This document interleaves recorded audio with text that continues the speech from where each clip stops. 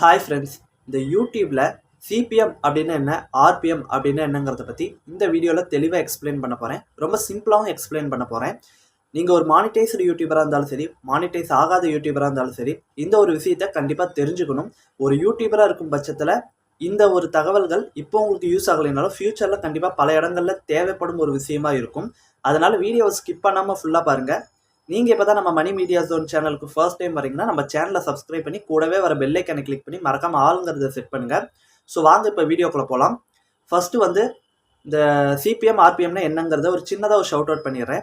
இது நீங்கள் ஒரு 1000 சப்ஸ்கிரைபர் 4000 மணி நேரம் வாட்ச் ஹவர்ஸை ரீச் பண்ணி உங்களுடைய சேனல் ஒரு விளம்பரத்திற்கு தகுதியான ஒரு சேனலாக இருக்கும் பட்சத்தில் தான் இது உங்களுக்கு தேவைப்படும். இது முழுக்க முழுக்க ஒரு விளம்பரம் கொடுக்குறவங்க எவ்வளோ காசு கொடுக்குறாங்க, அதில் யூடியூப் உங்களுக்கு எவ்வளோ கொடுக்குது, அதை பேஸ் பண்ணது தான் இந்த சிபிஎம் ஆர்பிஎம். எந்த இடத்துல சிபிஎம், எந்த இடத்துல ஆர்பிஎம், எது நமக்கு அப்படிங்கிறத பற்றி இப்போ தெளிவாக ஒரு கதை வாயிலாக சொல்கிறேன். கண்டிப்பாக இந்த ஸ்டோரியை நான் சொல்ல அப்படியே ஃபாலோ பண்ணிங்கன்னா உங்களுக்கு கரெக்டாக புரியும். இப்போ வாங்க, அதாவது ஒரு மளிகை கடைக்காரர் இருக்கிறாருன்னு வச்சுக்கோங்க.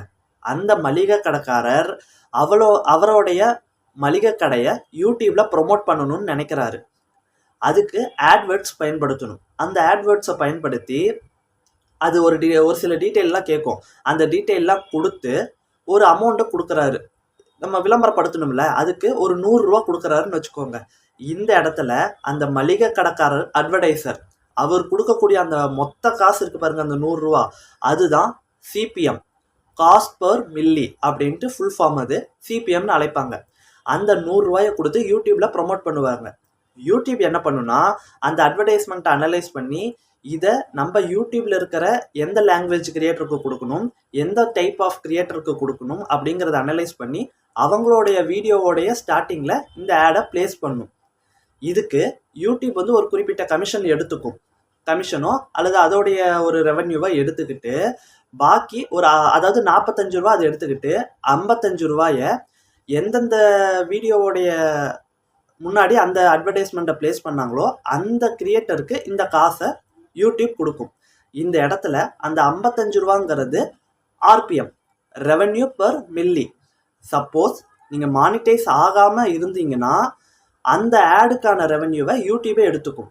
நீங்கள் மானிட்டைஸ் ஆகியிருக்கும் பட்சத்தில் அந்த ஆடு உங்களுடைய வீடியோவோடைய ஸ்டார்டிங்கில் ஷோவாகும் பட்சத்தில் அந்த 55 ரூபா ஆர்பிஎம் உங்களுக்கு வரும். ஸோ இதுதான் அந்த சிபிஎம் ஆர்பிஎம் இருக்கிற வித்தியாசம். ஓகேங்களா? ஓவராலாக ஃபுல்லாக சிம்பிளாக எக்ஸ்பிளைன் பண்ணுறேன். ஒரு அட்வர்டைசர் யூடியூப்பில் உங்களுக்கு அதாவது ப்ரமோட் பண்ணுறாருன்னு வச்சுக்கோங்க. அவர் கொடுக்குற அந்த மொத்த காசு இருக்குது பாருங்கள், அந்த 100 ரூபா, அது சிபிஎம்.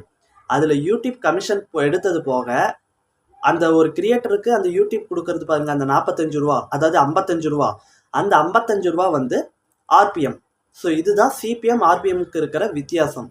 ஸோ இந்த ஒரு தகவல் உங்களுக்கு கண்டிப்பாக புரிஞ்சிருக்கும்னு நினைக்கிறேன். புரிஞ்சிருக்கும் பட்சத்தில் வீடியோக்கு ஒரு லைக் போடுங்க. இந்த மாதிரி யூடியூப் ரிலேட்டடாக ஏதாவது டவுட் இருக்குது அப்படின்னா மறக்காமல் கமெண்ட் பண்ணுங்கள். ஸோ அடுத்த ஒரு நல்ல வீடியோவில் சந்திக்கலாம்.